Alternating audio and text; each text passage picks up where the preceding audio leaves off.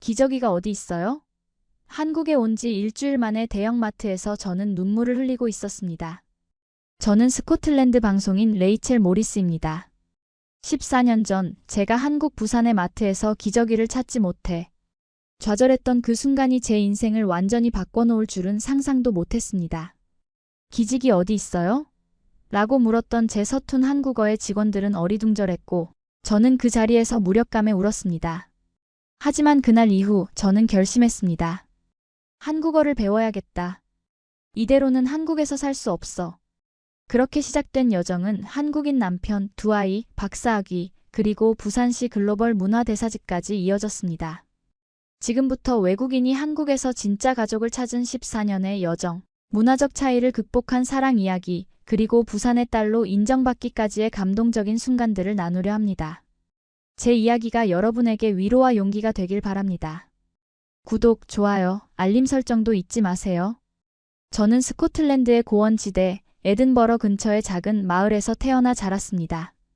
그곳에서는 아침마다 푸른 초원 위로 안개가 자욱하게 피어오르고 천천히 흘러가는 구름 사이로 햇살이 비추는 풍경이 일상이었습니다. 마을 사람들은 서로를 가족처럼 대했고 이웃집의 아이들과 뛰어놀며 어린 시절을 보냈습니다. 제 이름은 레이첼 모리스, 그리고 저는 이제 한국에서 14년째 살고 있는 스코틀랜드 여성입니다. 어릴 때부터 저는 다른 문화와 언어에 관심이 많았습니다. 대학에서 미디어 커뮤니케이션을 전공하고 졸업 후에는 영국 방송국에서 프리랜서 리포터로 일했습니다. 그 당시 저에게 한국이란 단어는 그저 지도 위의 작은 반도, 친구가 떠나간 먼 나라, 생소한 문자와 매운 음식의 나라 정도로만 인식하고 있었습니다. 저는 영국의 안락한 직장과 익숙한 환경 속에서 미래를 그리고 있었습니다. 그러던 어느 날 갑작스럽게 고모의 부고 소식을 들었습니다. 제가 가장 좋아하고 존경했던 분이셨는데 암이라는 병마와 싸우다 결국 저희 곁을 떠나셨습니다. 장례식에서 받은 편지에는 고모의 마지막 유언과 함께 소정의 유산이 남겨져 있었습니다. 레이첼, 인생은 생각보다 짧단다. 추억을 만들러 떠나렴. 그 짧은 문장에는 제 인생을 송두리째 바꿀 힘이 담겨 있었습니다. 장례식 후 저는 방송국에 사직서를 냈습니다. 동료들은 저의 갑작스러운 결정에 놀라워했지만 제 마음은 이미 다른 곳으로 향하고 있었습니다. 고모가 남긴 유산으로 저는 세계 여행을 계획했고 그것이 저의 새로운 시작이 될 것이라 믿었습니다. 여행 계획을 세우던 중 대학 시절 친구 소피아에게서 연락이 왔습니다. 그녀는 한국 수원에서 영어 교사로 일하고 있었는데 자신의 학교에 외국인 교사를 구하고 있다는 소식을 전해왔습니다. 레이첼, 네가 고민 중이라면 한번 와볼래? 한국은 정말 놀라운 나라야. 서울은 현대적이고 빠르게 움직이지만 시골로 가면 아직 전통이 살아있어. 게다가 안전하고 대중교통도 잘 되어 있어서 여자 혼자 여행하기에도 좋아. 소피아의 제안은 저에게 매력적으로 다가왔습니다. 아시아는 제가 한 번도 가보지 못한 대륙이었고 그 중에서도 한국은 신비로운 나라처럼 느껴졌습니다. 유럽과는 완전히 다른 문화, 언어, 역사를 가진 곳에서 새로운 경험을 할 수 있을 것 같았습니다. 그렇게 저는 한국행 비행기 티켓을 예약했고 한 달 후 인천국제공항에 발을 디뎠습니다. 처음 도착했을 때의 충격은 아직도 생생합니다. 공항에서부터 느껴지는 정돈된 깔끔함, 직원들의 공손한 태도, 그리고 무엇보다 놀라웠던 것은 기술적인 발전이었습니다. 공항 곳곳에 있는 디지털 안내판, 자동화된 시스템, 그리고 빠른 와이파이는 제가 상상했던 아시아의 모습과는 달랐습니다. 소피아는 저를 맞이해 수원으로 데려갔고 그곳에서 저는 한 달간 그녀의 집에 머물며 한국 생활에 적응할 시간을 가졌습니다. 수원에서의 생활은 새롭고 흥미로웠지만 저는 더 큰 모험을 원했습니다. 소피아의 소개로 알게 된 영어 교육기관에서는 부산에 있는 성인 영어학원의 자리를 제안했습니다. 서울이나 수원에 남을 수도 있었지만 바다가 있는 도시, 사람들이 덜 복잡한 곳에서 살고 싶었습니다. 게다가 부산은 국제영화제로 유명하다고 했고 제가 영화를 좋아했기 때문에 더욱 끌렸습니다. 그렇게 저는 부산행 KTX를 탔습니다. 열차에서 바라본 한국의 풍경은 도시와 자연이 조화롭게 어우러진 모습이었습니다. 고층 건물 사이로 보이는 산들, 정돈된 논과 밭, 그리고 작은 마을들은 마치 다른 세계에 온 것 같은 느낌을 주었습니다. 열차 안에서 만난 한국인들은 호기심 가득한 눈빛으로 저를 바라보았지만 누구도 불쾌하게 대하지 않았습니다.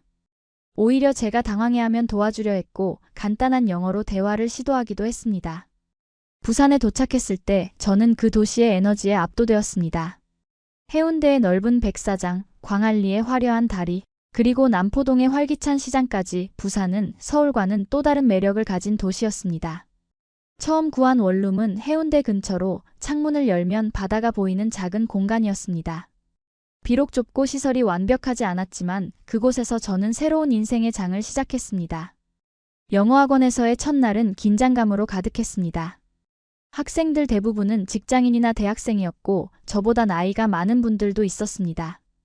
그들은 진지하게 영어를 배우려는 열의가 있었고 제가 외국인이라는 이유만으로 존중해 주었습니다. 하지만 문제는 수업 외의 시간이었습니다. 학원 밖으로 나가면 저는 완전한 이방인이 되었습니다. 한국어를 전혀 모르는 상태에서의 일상생활은 생각보다 훨씬 어려웠습니다. 음식을 주문하는 것부터 길을 찾는 것, 심지어 마트에서 물건을 사는 것까지 모든 것이 도전이었습니다. 특히 부산 사람들의 사투리는 서울에서 배운 간단한 인사말조차 알아듣기 힘들게 만들었습니다. 안녕하세요가 때로는 안녕하시오 같이 들렸고 다른 표현들은 아예 이해할 수 없었습니다. 그런 저에게 가장 큰 시련은 첫 주에 찾아왔습니다. 당시 저는 한국 친구의 아기를 위한 선물을 사려고 대형마트에 갔습니다. 기저귀를 찾아야 했는데 한국어로 기저귀가 뭔지 몰랐습니다. 스마트폰 번역기로 기저귀라는 단어를 찾아 직원에게 다가갔지만 발음이 서툴러 기직이 어디 있어요? 라고 물었습니다.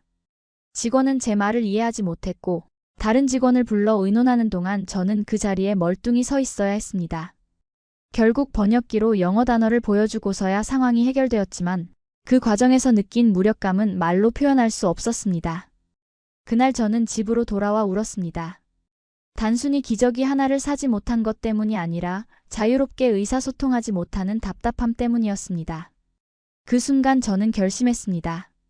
한국어를 배워야겠다. 이대로는 한국에서 살 수 없어. 그리고 그 결심은 제 인생을 완전히 바꿔놓게 됩니다. 한국어 공부는 생각보다 어려웠습니다. 알파벳과 달리 한글은 완전히 새로운 문자 체계였고 발음은 제 스코틀랜드 억양과는 전혀 달랐습니다. 부산 외국인 지원센터에서 무료 한국어 수업을 들었지만 진도는 느렸고 실생활에 바로 적용하기 어려웠습니다. 때로는 좌절감에 수업을 포기하고 싶을 때도 있었습니다. 그런 제게 도움을 준 것은 다름 아닌 학원 학생들이었습니다. 제가 한국어를 배우려 노력한다는 소식을 듣고 몇몇 학생들이 언어 교환을 제안해왔습니다. 그들은 영어를 배우고 저는 한국어를 배우는 방식이었죠. 그중 한 명이 바로 제 미래의 남편인 지호였습니다. 지호는 부산 토박이로 IT 회사에서 근무하는 엔지니어였습니다. 영어 실력을 향상시키기 위해 학원에 등록했고 처음부터 다른 학생들보다 적극적으로 대화에 참여했습니다. 수업이 끝난 후 종종 질문을 하러 왔고 점차 우리는 수업 외의 시간에도 만나기 시작했습니다. 처음에는 단순한 언어 교환이었지만 시간이 지날수록 우리의 관계는 더 깊어졌습니다. 지호와의 만남은 단순히 연애를 시작했다는 것 이상으로 의미가 있었습니다.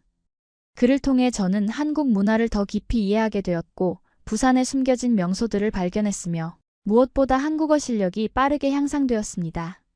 그는 인내심을 가지고 제 서툰 한국어를 교정해 주었고 부산 사투리의 특징과 매력을 알려주었습니다. 하지만 우리 관계가 항상 순탄했던 것은 아닙니다. 문화적 차이로 인한 오해와 갈등은 피할 수 없었습니다. 특히 언어적 장벽은 생각보다 더 큰 문제였습니다. 단어 하나의 뉘앙스를 잘못 이해해 큰 싸움으로 번지기도 했고 때로는 제 감정을 한국어로 제대로 표현하지 못해 좌절감을 느끼기도 했습니다. 어느 날 지호의 회사 회식에 동행했을 때의 일입니다. 저는 그의 동료들 앞에서 최대한 예의 바르게 행동하려 했지만 언어적 한계로 대화에 참여하기 어려웠습니다. 한 여성 동료가 저를 향해 빠른 한국어로 질문했을 때 저는 당황해서 네, 아니요라고 대답했습니다. 나중에 알고 보니 그 질문은 아이를 언제 가질 계획이냐는 것이었고 제 대답은 모두를 혼란스럽게 만들었습니다. 그날 집에 돌아와 저는 울면서 지호에게 말했습니다. 내가 한국어를 못해서 우리 사랑이 멈추는 건 아닐까 두려워. 지호는 제 손을 꼭 잡고 말했습니다. 사랑은 언어가 아니라 마음이야. 네가 완벽한 한국어를 하지 못해도 우리는 서로를 이해할 수 있어. 그의 말에 위로받았지만 여전히 저는 한국 사회에서 외국인이라는 꼬리표를 떼지 못했습니다. 한국어 실력이 조금씩 향상되면서 저는 학원 일외에도 작은 방송 일을 시작했습니다. 지역 라디오 방송에서 영어로 부산을 소개하는 코너를 맡게 된 것입니다. 처음에는 단순히 영어로 진행하는 역할이었지만 점차 한국어도 섞어 쓰기 시작했습니다. 문제는 제 발음이었습니다.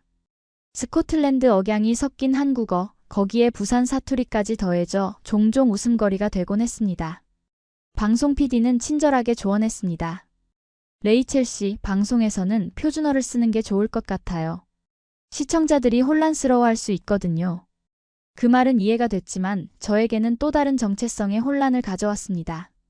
저는 이미 부산에서 2년 넘게 살며 사투리에 익숙해졌고 그것이 제 한국어의 일부가 되었는데 이제 그것을 버리고 표준어만 써야 한다니 마치 제 자신을 부정하는 것 같았습니다.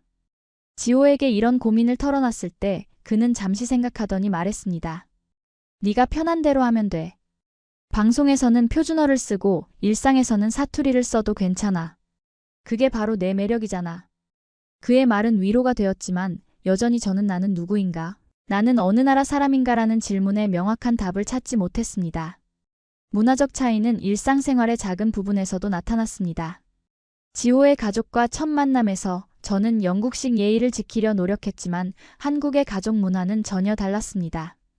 시부모님은 저를 반갑게 맞아주셨지만 처음부터 많은 질문을 하셨고 때로는 너무 직접적이어서 당황스러웠습니다. 결혼하면 아이는 언제 낳을 거예요? 한국에서 계속 살 거예요? 아니면 영국으로 돌아갈 거예요? 이런 질문들은 서양에서라면 첫 만남에서 절대 묻지 않을 것들이었습니다. 더 어려웠던 것은 지호의 친구들과의 모임이었습니다. 한국의 회식 문화는 저에게 생소했고 특히 술을 강요하는 분위기는 불편했습니다. 한 번은 지호의 고등학교 동창회에서 저는 술을 거절했다가 외국인이라 한국 문화를 몰라서 그래라는 말을 들었습니다. 그 말에 저는 상처받았지만 그것이 악의가 아닌 단순한 무지에서 비롯된 것임을 알게 되었습니다. 시간이 흐르면서 저는 이런 문화적 차이를 받아들이고 적응하는 법을 배웠습니다. 때로는 제 방식을 고수하고 때로는 한국의 방식을 수용하며 균형을 찾아갔습니다. 지호도 저와 함께 성장했습니다. 그는 서양 문화에 대해 더 많이 배우려 노력했고 종종 제 입장에서 생각해 보려고 했습니다. 우리는 서로의 문화를 존중하면서도 우리만의 독특한 생활 방식을 만들어갔습니다. 어느새 부산에서의 생활도 3년 차에 접어들었습니다. 저는 이제 기본적인 한국어로 일상 대화가 가능해졌고 부산의 이곳저곳을 제 발로 다닐 수 있을 만큼 적응했습니다. 하지만 여전히 외국인이라는 벽은 높았고 진정한 소속감을 느끼기에는 부족했습니다. 그런 제게 큰 변화를 가져온 사건이 찾아왔습니다. 부산에서 매년 열리는 국제게임 페스티벌의 시즌이 돌아왔습니다. 그 해에는 특별히 해외게임 개발사들의 참여가 많아 영어와 한국어를 모두 할 수 있는 MC를 찾고 있었습니다. 지호의 회사가 행사의 기술 지원을 맡고 있었기 때문에 그는 제게 이 기회를 소개해 주었습니다. 레이첼, 네가 딱 맞을 것 같아. 영어도 잘하고 이제 한국어도 괜찮게 하잖아. 처음에는 망설였습니다. 방송 경험이 있긴 했지만 수천 명 앞에서 두 언어를 오가며 진행한다는 것은 큰 도전이었습니다. 게다가 게임에 대한 전문 지식도 부족했죠. 하지만 지호의 격려와 제 자신의 도전 정신이 결국 저를 오디션장으로 이끌었습니다. 오디션은 예상보다 잘 진행되었습니다. 비록 완벽한 한국어는 아니었지만 제 진정성과 열정이 전달된 것 같았습니다. 일주일 후 페스티벌 주최 측으로부터 합격 통보를 받았을 때의 기쁨은 이루 말할 수 없었습니다. 이것은 단순히 일자리를 얻은 것 이상의 의미가 있었습니다. 처음으로 한국 사회에서 외국인이 아닌 전문가로서 인정받는 느낌이었으니까요. 행사 준비 기간은 정신없이 바빴습니다. 매일 밤늦게까지 대본을 연습하고 게임 용어들을 공부하며 영어와 한국어 사이를 자연스럽게 오가는 연습을 했습니다. 가장 어려웠던 것은 한국어 발음이었는데 특히 게임 관련 전문 용어들은 발음하기가 까다로웠습니다. 드디어 페스티벌 당일 저는 무대 뒤에서 심호흡을 하며 긴장을 달랬습니다. 첫 번째 세션은 해외 게임 개발사의 프레젠테이션이었기 때문에 주로 영어로 진행될 예정이었습니다. 그래서 조금은 안심이 되었죠. 하지만 관객들을 처음 마주했을 때 수천 개의 눈동자가 저를 향해 있는 모습에 말문이 막힐 뻔했습니다. 안녕하세요, 여러분. 부산국제게임 페스티벌에 오신 것을 환영합니다. 제 첫 마디에 관객들은 박수로 화답해 주었고 그 순간부터 긴장은 조금씩 풀리기 시작했습니다. 영어 세션에서는 자신 있게 진행했고 한국어로 전환할 때도 최대한 자연스럽게 하려 노력했습니다. 첫 세션이 끝나고 쉬는 시간 스태프 한 명이 다가와 말했습니다. 레이첼 씨, 사투리가 좀 섞여 있네요. 하지만 그래서 더 정겹고 친근해요. 관객들도 좋아하는 것 같아요. 그 말을 들었을 때 저는 처음으로 한국어를 잘하지 않아도 진심은 통할 수 있다는 것을 깨달았습니다. 행사는 3일간 계속되었고 날이 갈수록 저는 더 자신감을 얻었습니다. 특히 한국어와 영어를 번갈아 사용하면서 저만의 독특한 진행 스타일을 만들어갔습니다. 때로는 실수도 했지만 관객들은 그런 순간에도 따뜻한 박수로 응원해 주었습니다. 마지막 날 폐막식에서 주최 측은 저를 무대로 불러 특별히 감사의 뜻을 전했고 그 순간 관객들의 환호성은 제 마음을 뭉클하게 만들었습니다. 페스티벌이 끝난 후 저는 예상치 못한 제안들을 받기 시작했습니다. 지역 방송사에서 정규 프로그램 MC를 제안했고 몇몇 게임 회사에서는 홍보 모델로 활동해달라는 요청도 왔습니다. 그중 가장 흥미로웠던 것은 유튜브 채널 운영 제안이었습니다. 한 콘텐츠 제작사에서 제게 한국에서 살아가는 외국인의 시선을 담은 콘텐츠를 만들어 보자는 것이었습니다. 이 모든 변화는 제 인생의 방향을 바꾸어 놓았습니다. 단순히 영어 교사에서 미디어 인사로 발돋움하는 계기가 된 것이죠. 하지만 가장 큰 변화는 내면에서 일어났습니다. 저는 더 이상 한국에서 살아가는 이방인이 아니라 한국 사회의 일부가 되어가고 있다고 느꼈습니다. 지호와의 관계도 더욱 깊어졌습니다. 그는 제 성공을 진심으로 기뻐해 주었고 앞으로의 계획에 대해 함께 고민해 주었습니다. 어느 날 저녁 한강변을 걷던 중 지호는 갑자기 무릎을 꿇고 반지를 꺼냈습니다. 레이첼, 내 아내가 되어줄래? 그 순간 저는 망설임 없이 네라고 대답했습니다. 결혼 준비는 또 하나의 문화적 충돌을 가져왔습니다. 한국의 결혼 문화는 영국과는 매우 달랐고 특히 양가 부모님들의 의견 조율이 쉽지 않았습니다. 제 부모님은 한국까지 오시기 어려웠기 때문에 우리는 영국에서의 작은 예식과 한국에서의 본식 두 번의 결혼식을 계획했습니다. 영국에서의 예식은 소박했지만 감동적이었습니다. 스코틀랜드의 전통에 따라 지호는 킬트를 입었고 백파이프 연주 속에 우리는 서약을 나누었습니다. 제 부모님과 친척들은 지호를 진심으로 환영해 주었고 비록 언어는 통하지 않았지만 마음으로 소통하는 모습을 보여주셨습니다. 특히 아버지께서 지호에게 건넨 말씀이 기억납니다. 우리 레이첼을 행복하게 해주길 바란다네. 언제든 스코틀랜드가 그리워지면 이곳으로 돌아오게. 한국으로 돌아와 진행된 본식은 훨씬 규모가 컸습니다. 지호의 가족들과 친구들, 그리고 제가 부산에서 만난 지인들까지 200명이 넘는 하객들이 참석했습니다. 한복을 입고 패백을 드리는 순간 저는 이제 정말 한국 가족의 일원이 되었다는 실감이 났습니다. 시어머니께서 제게 건넨 말씀은 아직도 마음에 남아 있습니다. 이제 타국에서 혼자가 아니야. 우리가 내 가족이니까. 결혼 후 우리는 부산 해운대 근처의 작은 아파트를 얻었습니다. 신혼생활은 행복했지만 여전히 문화적 차이로 인한 작은 갈등들은 있었습니다. 예를 들어 명절 때 시댁, 방문과 관련된 전통은 저에게 익숙지 않은 것이었고 때로는 부담스럽게 느껴졌습니다. 하지만 지호는 항상 이해심 많게 제 입장을 배려해 주었고 시부모님도 외국인 며느리에 대한 기대치를 조정해 주셨습니다. 결혼 1년 차에 저는 임신 소식을 알게 되었습니다.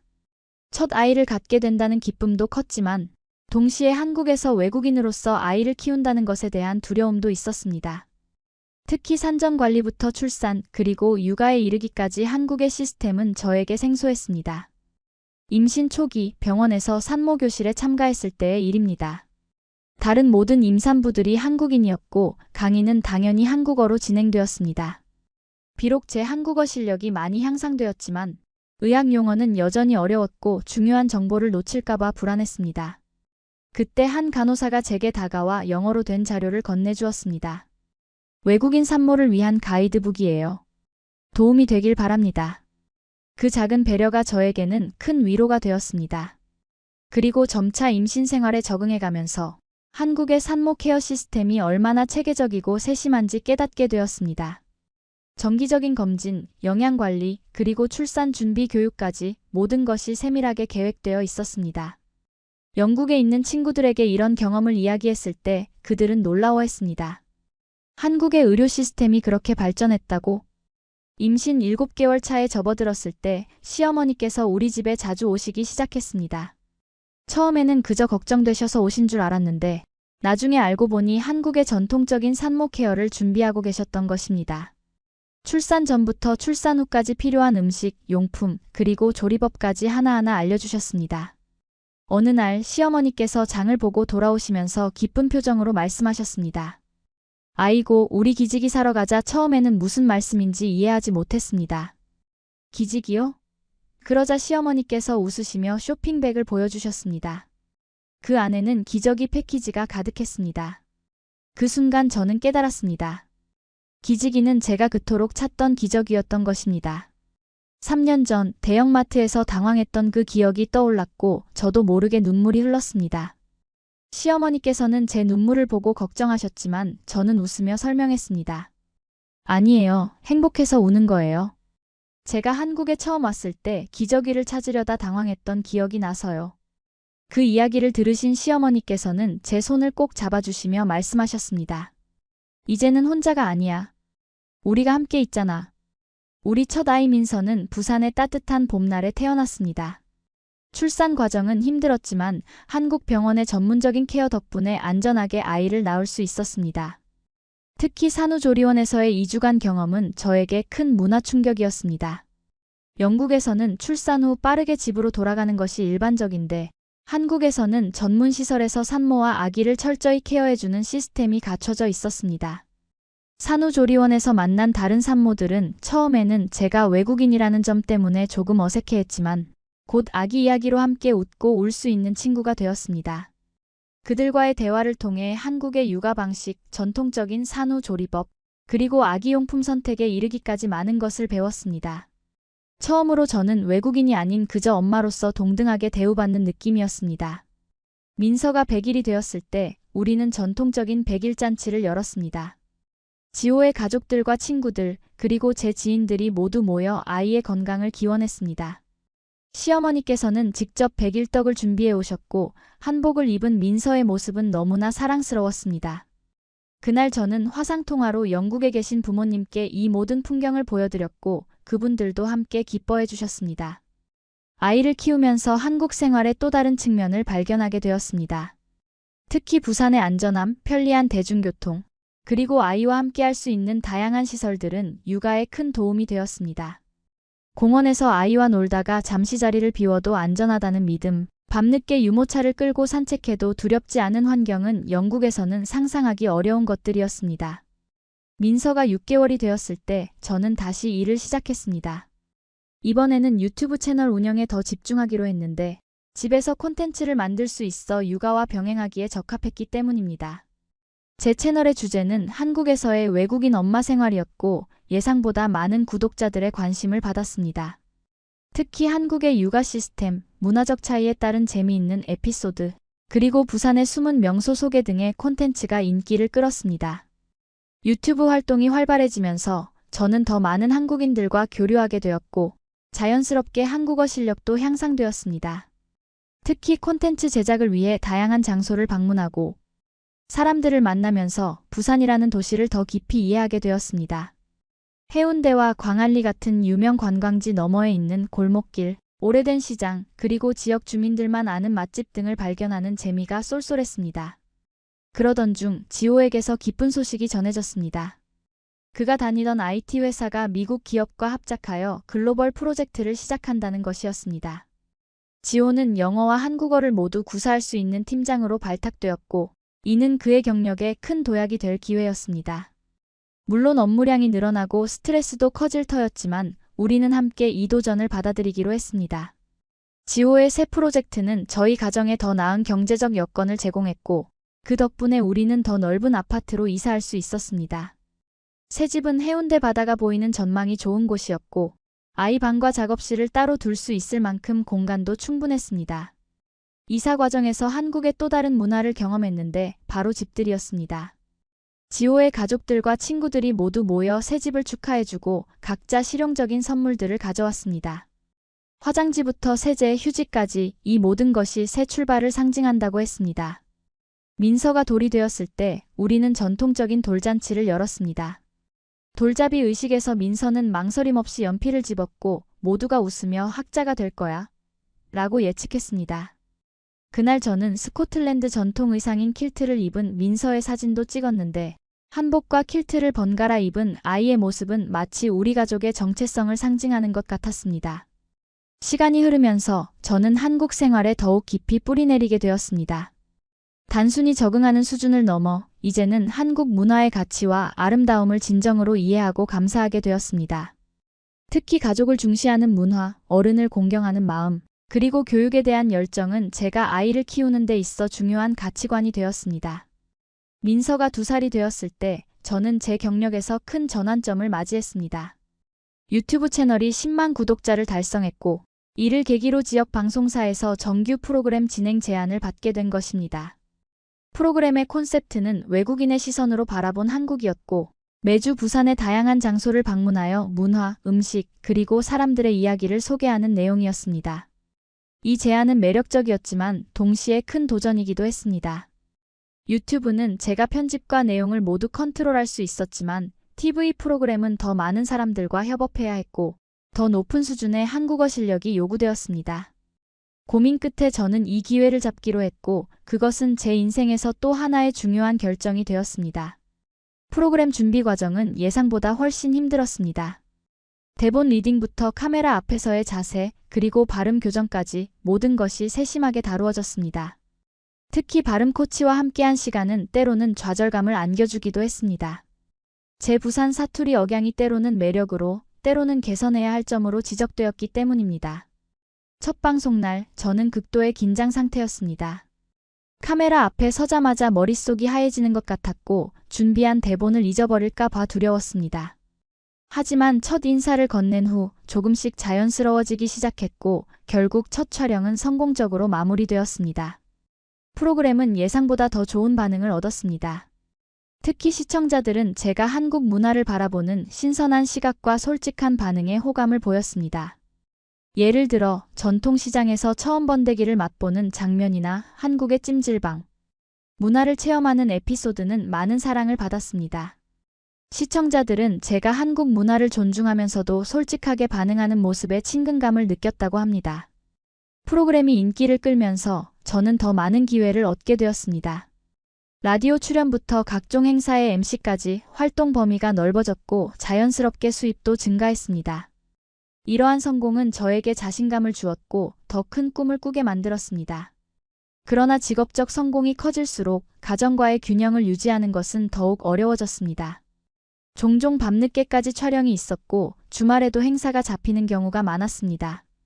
민서는 점점 자라면서 엄마의 관심과 시간을 더 많이 필요로 했고 저는 종종 죄책감에 시달렸습니다. 좋은 엄마가 되는 것과 성공적인 경력을 쌓는 것, 두 가지를 모두 가질 수 있을까? 라는 의문이 끊임없이 제 마음을 괴롭혔습니다. 이런 고민 속에서 지호는 항상 든든한 지원군이 되어주었습니다. 그는 자신의 바쁜 일정에도 불구하고 육아에 적극적으로 참여했고 저의 경력을 응원해 주었습니다. 우리는 팀이야. 네가 성공하는 것이 우리 가족 모두의 성공이야. 그의 이런 태도는 한국의 전통적인 성 역할에서 벗어난 것이었고 저는 그런 지호가 더욱 자랑스러웠습니다. 방송 일을 시작한 지 1년쯤 되었을 때 저는 또 다른 기쁜 소식을 알게 되었습니다. 2번째 아이를 갖게 된 것입니다. 이번 임신은 첫 번째보다 더 계획적이었지만 그만큼 걱정도 컸습니다. 방송 활동을 계속할 수 있을지, 두 아이를 어떻게 균형 있게 돌볼 수 있을지 고민이 많았습니다. 임신 소식을 방송사에 알렸을 때 그들의 반응은 예상외로 긍정적이었습니다. 출산 전후로 충분한 휴식 시간을 보장해 주었고 임신 중에도 촬영 스케줄을 조정해 주었습니다. 이런 배려는 한국의 직장 문화가 점차 변화하고 있음을 보여주는 것이었고 저는 그 변화의 일부가 된 것 같아 기뻤습니다. 임신 후반기에 접어들면서 저는 출산 후의 계획을 세우기 시작했습니다. 완전히 일을 그만두는 대신 프리랜서 활동과 유튜브에 집중하기로 했고 방송 출연은 줄이기로 결정했습니다. 이러한 결정은 경력과 가정 사이의 균형을 찾기 위한 노력이었고 지호도 이에 전적으로 동의했습니다. 우리의 둘째 아이 주아는 겨울의 어느 추운 날에 태어났습니다. 첫 아이 때와는 달리 이번에는 출산 과정이 더 순조로웠고 산후 회복도 빨랐습니다. 아마도 경험이 있어서인지 아니면 제가 한국 생활에 더 적응해서인지 모든 것이 더 자연스럽게 느껴졌습니다. 두 아이의 엄마가 되는 것은 예상했던 것보다 훨씬 더 도전적이었습니다. 특히 3살 된 민서가 동생을 질투하는 모습을 보았을 때 어떻게 대처해야 할지 막막했습니다. 이런 상황에서 시어머니의 조언은 큰 도움이 되었습니다.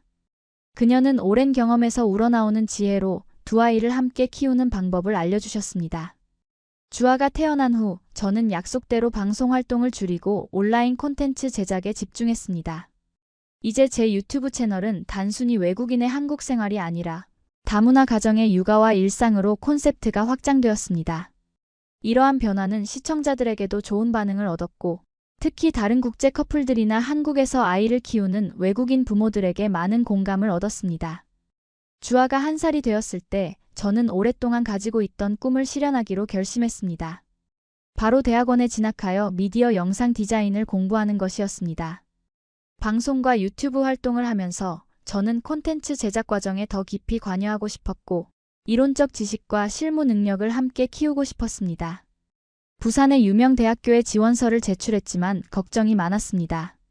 한국어로 학업을 따라갈 수 있을지, 두 아이를 키우면서 공부할 시간이 있을지, 그리고 외국인으로서 한국 대학원 생활에 적응할 수 있을지 불안했습니다.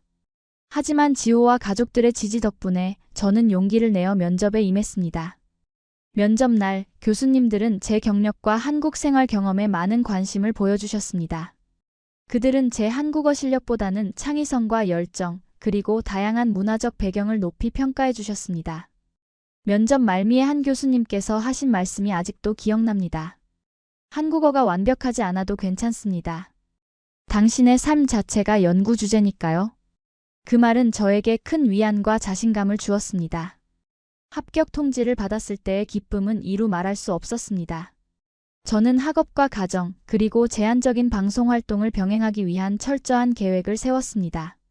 지호는 자신의 스케줄을 조정하여 아이들을 더 많이 돌볼 수 있게 해주었고, 시부모님도 기꺼이 손주들을 봐주시겠다고 제안해 주셨습니다. 대학원 생활은 예상대로 쉽지 않았습니다. 한국어로 된 학술 논문을 읽고 이해하는 것은 큰 도전이었고, 세미나에서 자신의 의견을 명확하게 표현하는 것도 어려웠습니다. 하지만 교수님들과 동기들의 도움으로 조금씩 적응해 나갔고, 오히려 제 독특한 관점이 수업에 새로운 활력을 불어넣는다는 평가를 받기도 했습니다. 학업을 통해 저는 한국의 미디어 환경과 콘텐츠 제작 방식에 대해 더 깊이 이해하게 되었습니다. 특히 한국 드라마와 예능 프로그램의 글로벌 성공 요인, 그리고 디지털 콘텐츠 소비 패턴에 관한 연구는 제 실무 경험과 맞물려 더욱 흥미로웠습니다.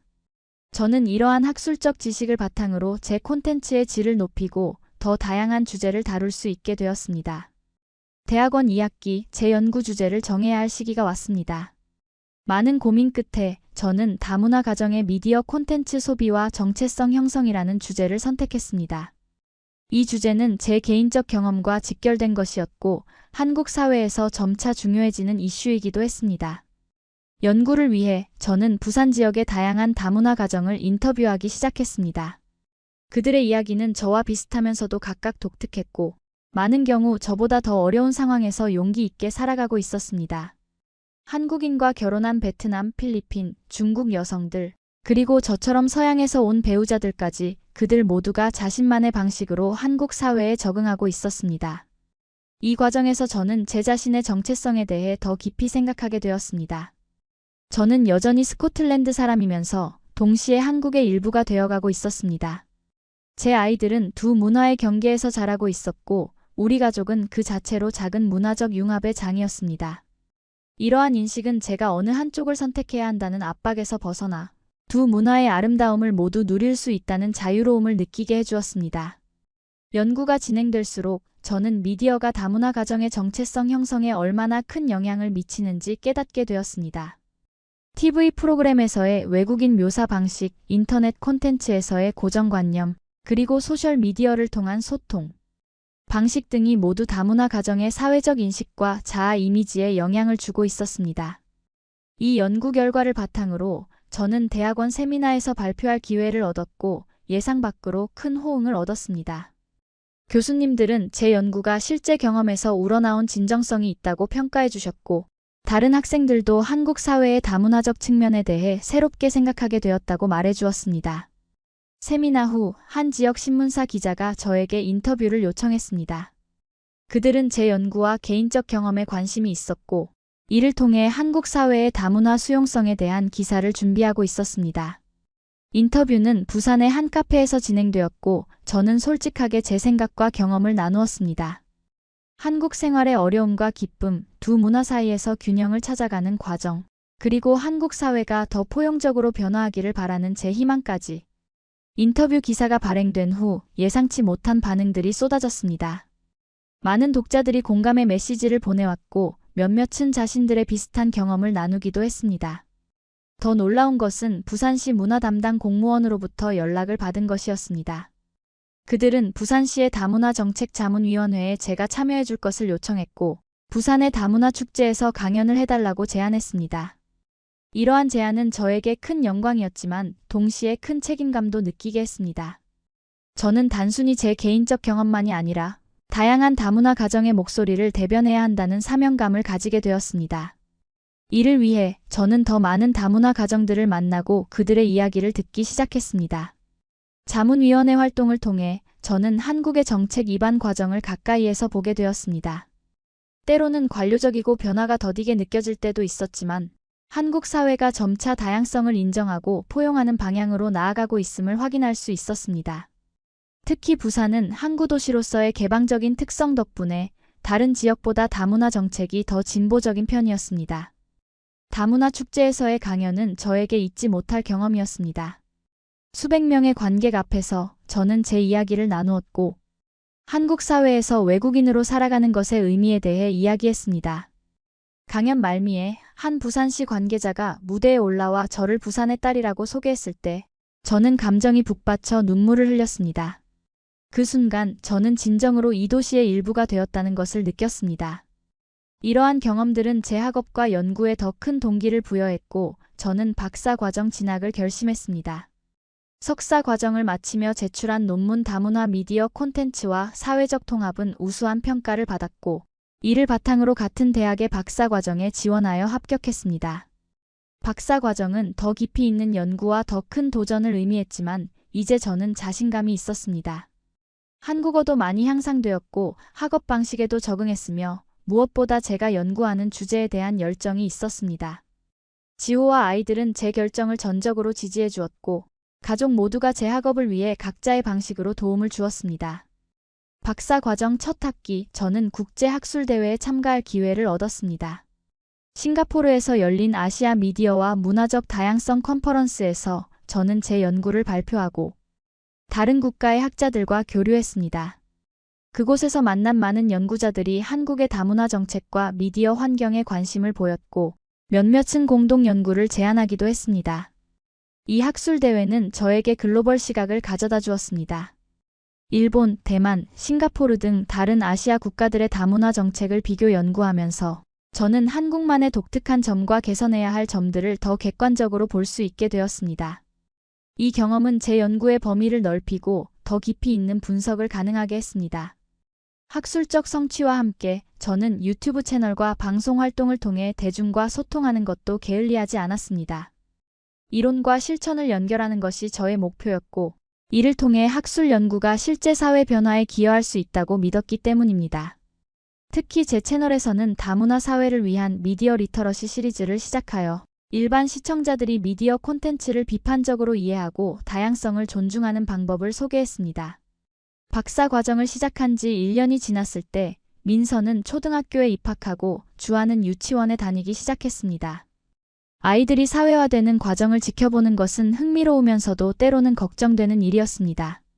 특히 민서가 학교에서 겪는 경험들은 제게 많은 생각거리를 주었습니다.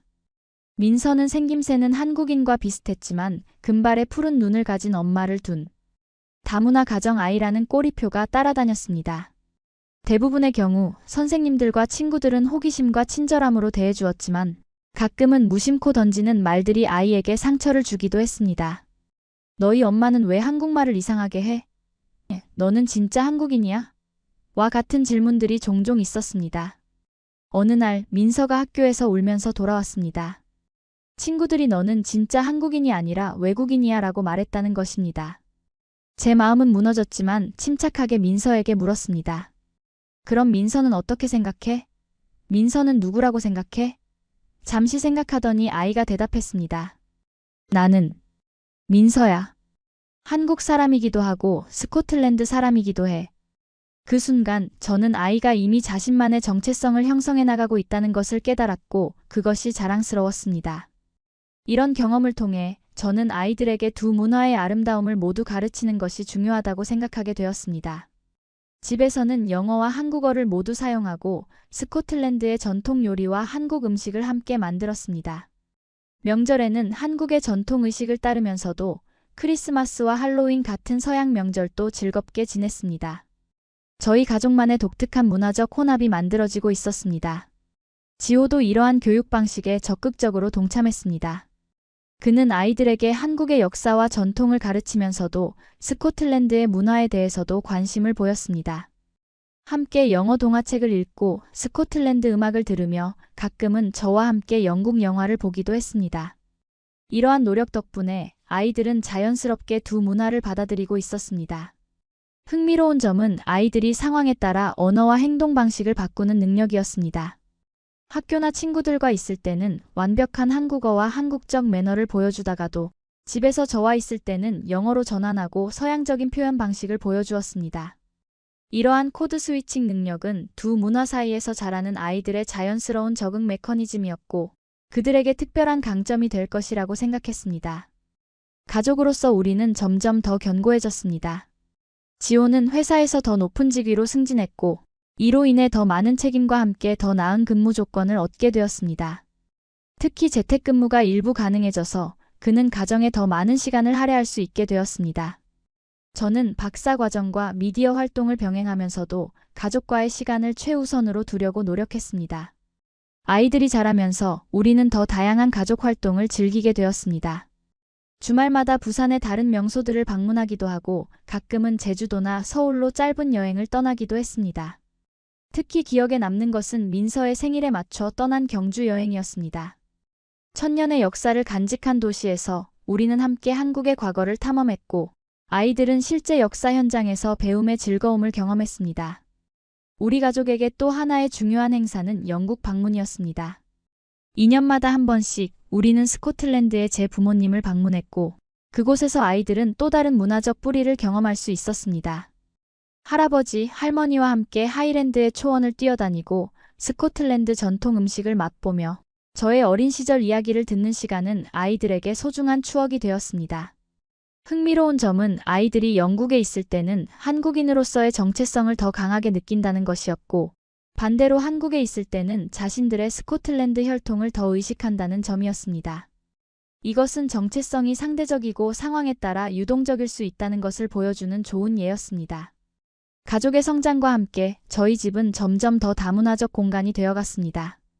책장에는 한국어와 영어 책들이 나란히 꽂혀 있었고 벽에는 한국 풍경화와 스코틀랜드 풍경사진이 함께 걸려 있었습니다.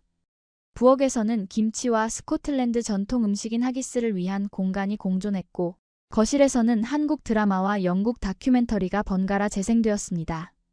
시간이 흐르면서 우리 가족의 이중 문화는 더 이상 갈등의 원인이 아니라 우리만의 독특한 정체성이 되었습니다.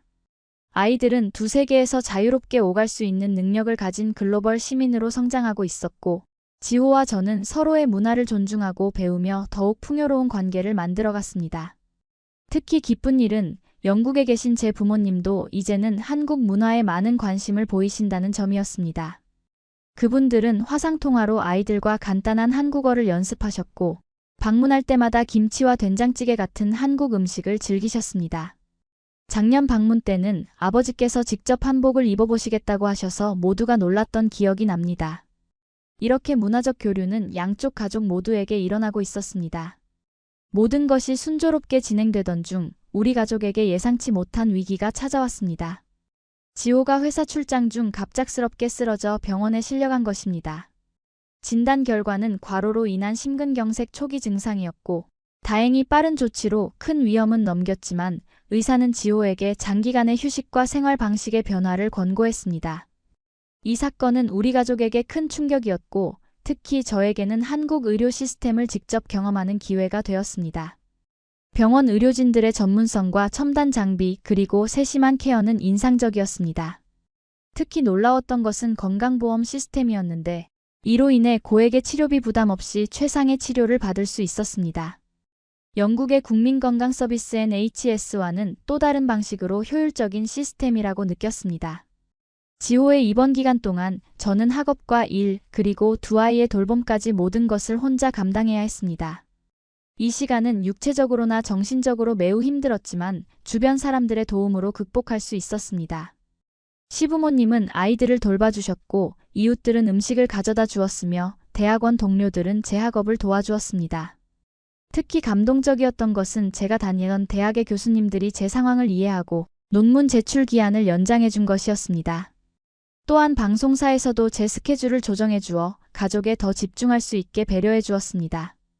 이런 경험을 통해 저는 한국 사회의 또 다른 측면인 정과 공동체 의식을 깊이 느낄 수 있었습니다. 지호가 퇴원한 후 우리는 가족의 미래에 대해 진지하게 대화하기 시작했습니다. 그의 건강이 최우선이었고 현재의 고압적인 회사 생활은 지속 불가능해 보였습니다.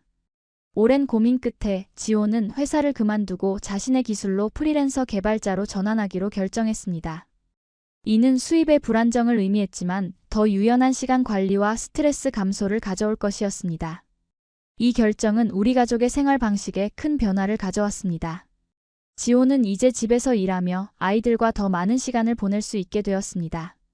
그는 또한 제 콘텐츠 제작에도 도움을 주기 시작했으며 점차 우리는 직업적으로도 협력하는 파트너가 되어갔습니다. 그는 기술적 측면을, 저는 창의적 측면을 담당하는 방식으로 우리는 더 다양하고 질 높은 콘텐츠를 만들어낼 수 있었습니다. 이 위기를 통해 우리 가족은 더욱 단단해졌고 서로에 대한 사랑과 헌신이 깊어졌습니다. 지호는 이 경험을 통해 일과 삶의 균형에 대해 다시 생각하게 되었고, 저 역시 무엇이 진정으로 중요한지 다시 한번 깨닫게 되었습니다. 아이들도 아버지의 회복 과정을 지켜보며 가족의 의미와 건강의 중요성을 배우게 되었습니다. 위기를 극복한 후 우리는 새로운 도전을 시작했습니다. 지호와 저는 다문화 가정을 위한 온라인 플랫폼을 만들기로 했습니다. 이 플랫폼은 한국에 사는 외국인 부모들과 국제 결혼 가정들에게 정보, 조언, 그리고 커뮤니티를 제공하는 것을 목표로 했습니다. 지호가 기술적 개발을, 저는 콘텐츠와 커뮤니티 관리를 맡았습니다. 이 프로젝트는 처음에는 작은 규모로 시작되었지만 점차 많은 사람들의 관심을 받게 되었습니다. 특히 코로나19 팬데믹 동안 많은 다문화 가정들이 고립감을 느끼던 시기에 우리 플랫폼은 중요한 소통의 창구가 되었습니다. 온라인 모임, 정보 공유, 그리고 상호 지원이 이루어지는 공간으로 성장했고, 이는 우리에게 큰 보람을 주었습니다. 이 활동은 저의 박사 연구와도 자연스럽게 연결되었습니다. 플랫폼을 통해 수집된 다양한 경험과 이야기들은 귀중한 연구자료가 되었고, 이를 바탕으로 저는 더 깊이 있는 분석과 제안을 할 수 있었습니다. 제 연구는 이제 단순한 학문적 작업이 아니라 실제 사회적 변화를 위한 활동과 연결되어 있었습니다. 우리의 플랫폼은 부산시의 관심도 받게 되었고, 시청의 다문화 정책 부서에서 공식적인 협력을 제안받기도 했습니다. 이를 통해 우리는 정책 입안자들에게 다문화 가정의 실제 니즈와 어려움을 전달할 수 있는 통로를 마련했고, 이는 더 나은 정책을 위한 밑거름이 되었습니다. 이러한 활동들을 통해 저는 단순히 한국에 적응하는 단계를 넘어 한국 사회에 기여하는 단계로 나아가게 되었습니다. 이는 제게 큰 만족감을 주었고 한국에서의 제 삶에 더 큰 의미를 부여했습니다. 저는 이제 제 자신을 외국인이 아닌 한국 사회의 일원으로 진정으로 느낄 수 있었습니다. 박사 과정 3년 차에 접어들면서 저는 논문 작성에 본격적으로 집중하기 시작했습니다. 저의 연구 주제 디지털 시대의 다문화 가정과 미디어 정체성은 학계에서 관심을 받았고, 몇몇 국제 학술지에서는 제 중간 연구 결과를 게재해달라는 요청을 받기도 했습니다. 특히 기쁜 소식은 제가 영국 옥스퍼드 대학에서 열리는 글로벌 미디어와 문화적 다양성 컨퍼런스의 발표자로 초청받은 것이었습니다. 이는 제 연구가 국제적으로 인정받기 시작했다는 신호였고 저에게 큰 자부심을 안겨주었습니다. 더불어 이 기회는 오랜만에 영국을 방문하고 제 학문적 뿌리와 재연결할 수 있는 기회이기도 했습니다. 지호의 지지 아래 저는 2주간의 영국 방문 계획을 세웠습니다. 컨퍼런스 발표 외에도 스코틀랜드의 제 부모님을 방문하고 과거 대학 교수님들과의 만남도 계획했습니다. 지호는 아이들을 돌보기 위해 한국에 남았지만 우리는 매일 영상통화로 소식을 나누었습니다. 옥스퍼드에서의 컨퍼런스는 제 학문적 경력에서 가장 인상적인 경험 중 하나였습니다. 세계 각국에서 온 학자들 앞에서 저는 한국의 다문화 정책과 미디어 표상에 관한 연구 결과를 발표했습니다. 많은 청중들이 한국의 빠른 다문화 사회로의 전환에 관심을 보였고 질문과 토론이 활발하게 이루어졌습니다. 발표 후 여러 학자들이 저에게 접근하여 공동 연구나 향후 협력 가능성에 대해 논의했습니다. 특히 인상적이었던 것은 제 모교인 에든버러 대학의 미디어 학과 교수가 제안한 방문 연구원 자리였습니다. 이는 미래의 한국과 영국 사이의 학문적 교류를 위한 좋은 기회가 될 수 있었습니다. 영국 방문은 또한 제게 새로운 시각을 제공했습니다. 오랜만에 고향을 보니 제가 얼마나 한국화되었는지 깨닫게 되었습니다. 영국인들이 공공장소에서 큰 소리로 이야기하는 것이 어색하게 느껴지고 사람들이 서로 부딪혀도 사과하지 않는 모습이 낯설게 다가왔습니다. 한국의 질서 정연함과 공공예절에 익숙해진 저에게 영국의 자유분방함은 새삼 문화 충격으로 다가왔습니다. 부모님과 시간을 보내면서 그분들은 제가 말투나 행동 방식에서 한국적 요소를 많이 가지고 있다고 지적했습니다. 무의식 중에 허리를 숙여 인사한다든지 양손으로 물건을 건넨다든지 하는 작은 습관들이었습니다. 심지어 친구들은 제가 영어를 말할 때도 한국식 억양이 살짝 섞여 있다고 말했습니다. 이러한 발견들은 제게 재미있으면서도 생각할 거리를 주었습니다. 한국으로 돌아온 후 저는 더욱 열정적으로 논문 작성에 몰두했습니다. 영국에서의 경험은 제 연구에 새로운 비교 시각을 더해주었고 저는 한국과 영국의 다문화 정책 및 미디어 환경을 비교 분석하는 장을 논문에 추가했습니다. 이 작업은 제 연구의 깊이와 범위를 확장시켰습니다. 논문 작업과 병행하여 저는 유튜브 채널을 통해 더 많은 콘텐츠를 제작했습니다. 특히 인기를 끌었던 시리즈는 한국에서의 14년 내가 배운 것들이었는데 이는 제가 한국 생활을 통해 얻은 통찰과 경험을 공유하는 콘텐츠였습니다. 언어 학습의 중요성, 문화적 차이를 존중하는 방법, 그리고 한국 사회에서 외국인으로서 자신만의 공간을 만드는 방법 등을 다루었습니다. 이 시리즈는 예상 외로 많은 한국인 시청자들에게도 인기를 얻었습니다. 그들은 외국인의 시각으로 본 자신들의 문화에 관심을 가졌고 종종 제가 한국 문화의 긍정적 측면을 강조한 것에 감사 메시지를 보내왔습니다. 이를 통해 저는 한국인들에게도 그들의 문화에 대한 새로운 관점을 제공하고 있다는 것을 깨달았습니다. 채널의 성장과 함께 저는 더 많은 브랜드 제안과 협업 기회를 받게 되었습니다. 특히 한국 상품을 글로벌 시장에 알리고자 하는 기업들이 제 채널에 관심을 보였고 저는 신중하게 제 가치관과 맞는 협업만을 선택했습니다. 이러한 활동은 추가적인 수입원이 되었고 가족의 재정적 안정에 기여했습니다. 학문적으로도 점차 인정받기 시작했습니다. 제 논문은 국내외 여러 학술지에 게재되었고 한국 미디어와 문화 연구 분야에서 제 이름이 알려지기 시작했습니다. 대학에서는 특별 강연을 요청받기도 했고 다른 대학에서는 객원 교수 제안을 받기도 했습니다. 이러한 기회들은 제 경력에 새로운 가능성을 열어주었습니다. 특히 기쁜 일은 부산대학교에서 강의할 기회를 얻은 것이었습니다. 글로벌 미디어와 문화 다양성 과목을 한 학기 동안 가르치게 되었는데 이는 제가 항상 꿈꿔왔던 것이었습니다. 대학 강의를 준비하는 과정은 힘들었지만 학생들과 지식과 경험을 나눌 수 있다는 기대에 설렜습니다. 첫 강의 날 저는 극도로 긴장했습니다. 외국인 교수가 한국어로 강의하는 것은 흔하지 않았고 학생들이 제 발음이나 표현을 이해하지 못할까봐 걱정됐습니다. 하지만 강의가 시작되자 학생들은 열린 마음으로 저를 맞아주었고 오히려 제가 두 문화의 경험을 가진 교수라는 점에 관심을 보였습니다. 학기가 진행될수록 강의는 점점 더 대화형으로 변화해갔습니다. 학생들은 질문을 많이 했고 때로는 제 개인적인 경험에 대해서도 물었습니다. 저는 이론적 지식뿐만 아니라 실제 생활에서의 문화적 차이와 적응 과정에 대해서도 솔직하게 이야기했습니다. 이러한 접근 방식은 학생들이 글로벌 시대의 문화적 다양성, 문제를 더 구체적으로 이해하는 데 도움이 되었습니다.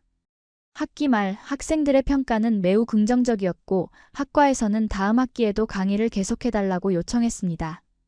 이는 제 학문적 경력에서 중요한 발판이 되었고 저는 한국 고등교육 시스템 내에서의 제 위치를 점차 확립해 나갔습니다. 이러한 직업적 성취와 함께 저의 박사 논문도 마무리 단계에 접어들었습니다. 4년간의 연구와 집필을 거쳐 저는 드디어 디지털 시대의 다문화 가정과 미디어 정체성, 한국의 사례를 중심으로 논문을 완성했고 심사를 앞두게 되었습니다. 논문 심사 당일 저는 그 어느 때보다 긴장했습니다. 5명의 교수님들 앞에서 제 연구를 발표하고 질문에 답해야 했습니다. 발표는 순조롭게 진행되었지만 질의응답 시간은 까다로웠습니다. 특히 방법론과 이론적 프레임워크에 관한 날카로운 질문들이 많았고 때로는 제 한국어 실력의 한계로 정확히 답변하기 어려운 순간도 있었습니다. 그러나 심사위원들은 제 연구의 가치와 기여도를 높이 평가해 주셨고 몇 가지 수정사항을 조건으로 논문을 통과시켜 주셨습니다. 그중 한 교수님은 제게 특별한 칭찬을 해주셨습니다. 외국인으로서 한국어로 이 수준의 학문적 작업을 완성한 것은 정말 대단한 성취입니다. 당신의 연구는 한국 사회와 다문화 연구에 중요한 기여가 될 것입니다. 그 말을 들었을 때 저는 지난 4년간의 고된 여정이 모두 가치 있었다고 느꼈습니다. 언어적 장벽, 문화적 차이, 그리고 가정과 학업 병행의 어려움에도 불구하고 저는 마침내 목표를 달성했습니다. 박사 학위 수여식에서 지호와 아이들, 그리고 시부모님까지 함께 자리해 주셔서 그 기쁨은 더욱 컸습니다. 박사 학위 취득 후 저는 부산대학교에서 전임 교수 제안을 받았습니다. 이는 저에게 큰 영광이었지만 동시에 어려운 결정이기도 했습니다. 전임 교수 자리는 더 많은 책임과 시간 투자를 의미했고 이는 가족과의 시간과 미디어 활동에 영향을 줄 수 있었습니다. 오랜 고민 끝에 저는 전임 대신 객원 교수 자리를 수락하기로 결정했습니다. 이는 학문적 활동을 계속하면서도 다른 프로젝트와 가족의 시간을 할애할 수 있는 균형점이었습니다. 대학 측은 이해해 주었고 저는 주 2일 강의와 연구 활동을 통해 학문적 커리어를 이어나갔습니다. 이 시기에 제 미디어 활동도 새로운 방향으로 발전했습니다. KBS에서 다문화 가정을 다루는 다큐멘터리 시리즈의 진행자로 제안을 받은 것입니다. 이 프로젝트는 한국 전역의 다양한 다문화 가정을 방문하여 그들의 이야기를 듣고 한국 사회의 다문화적 변화를 조명하는 내용이었습니다. 다큐멘터리 제작을 위해 저는 전국 각지를 다니며 다양한 배경을 가진 가정들을 만났습니다. 베트남, 필리핀, 중국, 일본 출신의 이주민 배우자들, 그리고 서구 국가에서 온 사람들까지 각각의 가정은 독특한 이야기와 도전을 가지고 있었습니다. 그들의 경험을 듣고 기록하는 과정은 제 연구에도 큰 도움이 되었고 한국 사회의 다양성에 대한 이해를 넓혀주었습니다. 다큐멘터리는 방영 즉시 큰 호응을 얻었고 한국 사회의 다문화에 대한 인식을 높이는 데 기여했습니다. 많은 시청자들이 처음으로 다문화 가정의 실제 모습과 어려움을 이해하게 되었다는 피드백을 보내왔고 이는 제게 큰 보람을 주었습니다. 이러한 활동들이 알려지면서 저는 점차 한국 내 다문화 전문가로 인정받기 시작했습니다. 정부 기관에서의 자문 요청부터 기업의 다문화 교육 강연까지 다양한 분야에서 제 전문성을 필요로 했습니다. 저는 이러한 기회들을 통해 한국 사회가 더 포용적이고 다양성을 존중하는 방향으로 나아가는데 작게나마 기여할 수 있음에 감사했습니다. 시간은 빠르게 흘러 어느덧 한국에서의 생활도 14년 차에 접어들었습니다. 민서는 이제 중학생이 되었고 주아도 초등학교에 다니고 있었습니다. 아이들은 두 문화의 장점을 가진 제3의 문화 아이들로 성장해 한국어와 영어를 자유롭게 구사하고 두 나라의 문화와 가치관을 자연스럽게 받아들였습니다. 그들의 성장을 지켜보는 것은 저에게 가장 큰 기쁨이었습니다. 저의 전문적 활동은 더욱 다양해졌습니다. 대학에서의 강의, 다문화 정책 자문, 미디어 활동, 그리고 연구까지 저는 여러 분야에서 활발하게 활동했습니다. 특히 기쁜 소식은 제가 쓴 책 경계 없는 삶, 다문화 시대의 정체성과 소속감이 출간되어 좋은 반응을 얻었다는 점입니다. 이 책은 제 개인적 경험과 학문적 연구를 결합한 것으로 다문화 사회로 빠르게 변화하는 한국에서 큰 의미를 가졌습니다. 지호도 프리랜서 개발자로서 성공적인 경력을 이어가고 있었습니다. 그는 몇몇 성공적인 앱을 개발했고, 특히 다문화 가정을 위한 언어 학습 앱은 교육부로부터 공식 인증을 받기도 했습니다. 우리는 종종 프로젝트에서 협력했고, 이를 통해 직업적으로도 더 가까운 파트너가 되어갔습니다. 우리 가족의 일상은 한국과 서양 문화의 조화로운 혼합을 보여주었습니다. 아침에는 토스트와 김치찌개가 함께 식탁에 오르고, 명절에는 한국 전통 의례를 지키면서도 크리스마스와 부활절도 챙겼습니다. 아이들은 태권도를 배우면서 동시에 스코틀랜드 전통 춤인 하일랜드 댄스도 연습했고, 집에서는 한국어와 영어가 자연스럽게 섞여 사용되었습니다. 특히 기억에 남는 순간은 민서의 중학교 입학식이었습니다. 입학식 날 민서는 저에게 속삭였습니다. 엄마, 오늘은 한복 입고 와줘서 고마워요. 친구들이 우리 엄마가 외국인인데도 한국 문화를 존중한다고 좋아할 거예요. 그 말을 들었을 때 저는 제가 아이에게 좋은 본보기가 되고 있다는 것에 뿌듯함을 느꼈습니다. 한편 14년간의 한국 생활을 돌아보며 저는 제 인생의 다음 장에 대해 생각하기 시작했습니다. 특히 민서가 고등학교에 진학하게 되면 대학 진학과 미래 경력에 대한 결정을 내려야 할 시기가 올 것이었습니다. 저희 가족은 아이들에게 한국과 영국 또는 다른 나라에서의 교육 기회를 모두 열어두기로 했고, 이를 위한 준비를 시작했습니다. 이러한 생각들 속에서 저는 부산시로부터 특별한 제안을 받았습니다. 바로 부산 글로벌 문화대사로 활동해달라는 것이었습니다. 이 역할은 부산의 문화와 매력을 국제적으로 알리고 다문화 교류를 촉진하는 일이었습니다. 저에게는 제 두 세계를 연결하는 완벽한 기회로 느껴졌고 기쁘게 수락했습니다. 대사활동의 일환으로 저는 부산을 방문한 외국 대표단을 안내하고 국제 행사에서 부산을 소개하며 해외 미디어 인터뷰에 응하는 등 다양한 활동을 했습니다. 이 과정에서 저는 부산이라는 도시에 더 깊은 애정을 느끼게 되었고, 이곳이 정말 제 제2의 고향이 되었다는 것을 실감했습니다. 특별히 감동적이었던 순간은 부산시청에서 열린 부산의 글로벌 시민 행사였습니다. 이 행사에서 시장님은 저를 부산의 딸이라고 소개했고 제게 감사패를 수여했습니다. 그 순간 제 눈에는 눈물이 고였고 오랜 여정을 통해 제가 진정으로 이 도시의 일원이 되었다는 것을 느꼈습니다. 단순히 한국에 적응한 것이 아니라 이곳에 속하게 된 것입니다. 이러한 경험들은 저의 정체성에 대한 이해를 더욱 깊게 했습니다. 저는 이제 스스로를 스코틀랜드 출신의 한국인이라고 생각하게 되었고, 이 두 가지 정체성이 충돌하는 것이 아니라 조화롭게 공존할 수 있다는 것을 깨달았습니다.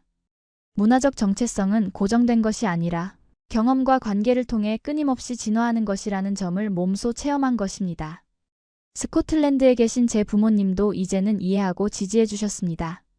처음에는 제가 한국에 영구적으로 정착하는 것을 걱정하셨지만 이제는 제 선택을 존중해 주셨고 매년 방문하실 때마다 한국 문화에 더 많은 관심을 보이셨습니다. 작년에는 아버지께서 직접 김치를 만들어 보겠다고 도전하셨는데 그 모습은 정말 웃음을 자아냈습니다. 영국의 친구들과 동료들도 제 한국 생활과 성취에 관심을 가졌습니다. 그들 중 일부는 제 유튜브 채널을 통해 한국 문화를 접하게 되었고 몇몇은 실제로 부산을 방문하기도 했습니다. 한 친구는 방문 후 이렇게 말했습니다. 레이첼, 네가 왜 이곳을 사랑하는지 이제 알겠어. 부산은 정말 특별한 곳이구나. 미래에 대한 계획을 세우면서 지호와 저는 한국과 영국을 오가는 생활을 고려하기 시작했습니다. 아이들이 대학에 진학하게 되면 그들에게 두 나라에서의 경험 기회를 주고 싶었고 저 자신도 두 곳 모두와의 연결을 유지하고 싶었습니다. 이는 현실적인 도전이 될 것이지만 우리는 이미 많은 어려움을 극복해온 것처럼 이것도 해결할 수 있을 거라 믿었습니다. 그리고 무엇보다 중요한 것은 이 모든 여정이 저에게 가르쳐준 교훈이었습니다. 언어, 문화, 국경을 넘어서 결국 사람과 사람 사이의 연결이 가장 중요하다는 것. 그리고 그 연결의 핵심에는 한국인들이 정이라고 부르는 그 특별한 감정적 유대가 있다는 것을 깨달았습니다. 한국에서 보낸 14년은 저를 완전히 다른 사람으로 바꾸어 놓았습니다. 처음에는 낯설고 두려웠던 이 나라는 이제 제 마음의 고향이 되었고 처음에는 이해하기 어려웠던 문화는 이제 제 일부가 되었습니다. 저는 이제 자신 있게 말할 수 있습니다. 나는 한국, 특히 부산의 사랑을 받은 사람입니다. 작은 도전에서 시작된 이 여정, 단순히 기저귀 하나를 찾으려던 그 순간부터 한국어를 배우고 사랑을 찾고 가정을 이루고 학문적 성취를 이루기까지 모든 과정이 제 인생에 의미 있는 장들이 되었습니다. 그리고 이 모든 이야기는 아직 끝나지 않았습니다. 앞으로도 저와 제 가족은 두 문화의 경계를 넘나들며 우리만의 독특한 이야기를 계속 써나갈 것입니다. 한국에서의 14년을 돌아보면 처음에 가졌던 편견과 두려움이 얼마나 근거 없는 것이었는지 깨닫게 됩니다. 한국은 낙후된 아시아 국가라는 무지한 생각은 한국의 놀라운 기술력, 효율적인 공공 시스템, 안전한 사회 환경, 그리고 무엇보다 사람들의 따뜻한 정 앞에서 완전히 산산조각 났습니다. 저는 이제 알게 되었습니다. 한국이 보여준 정은 단순한 문화적 친절을 넘어 삶의 방식이자 철학이라는 것을. 그리고 그 정 덕분에 저는 한국이라는 나라가 단지 살기 좋은 곳이 아닌 사람이 진정으로 살아갈 수 있는 곳이라는 것을 깨닫게 되었습니다. 오늘도 저는 부산의 바다를 바라보며 14년 전 처음 이곳에 발을 디뎠던 그날을 생각합니다. 그때의 저는 상상조차 할 수 없었을 이 놀라운 여정에 감사함을 느끼며 앞으로도 계속될 이야기를 기대합니다. 그리고 무엇보다 저를 부산의 딸로 받아준 이 도시와 한국이라는 나라에 진심으로 감사드립니다. 여러분들도 언어나 문화의 장벽 때문에 주저하고 계신다면 제 이야기가 조금이나마 용기를 드렸으면 합니다. 서로의 차이를 두려워하지 마세요. 언어보다, 제도보다, 문화보다 더 큰 건 마음과 진심입니다. 그리고 무엇보다 그만두지 마세요. 피곤할 땐 쉬어도 절대 포기하지 마세요. 여러분의 기지개는 반드시 어디엔가 있습니다. 여러분의 이야기도 듣고 싶습니다. 외국에서 살아본 경험이 있으신가요? 다른 문화에서 적응하며 배운 점은 무엇인가요? 댓글로 여러분의 이야기를 나눠주세요. 그리고 이 영상이 도움이 되셨다면 구독과 좋아요, 알림 설정도 부탁드립니다. 다음 이야기로 찾아뵙겠습니다. 감사합니다.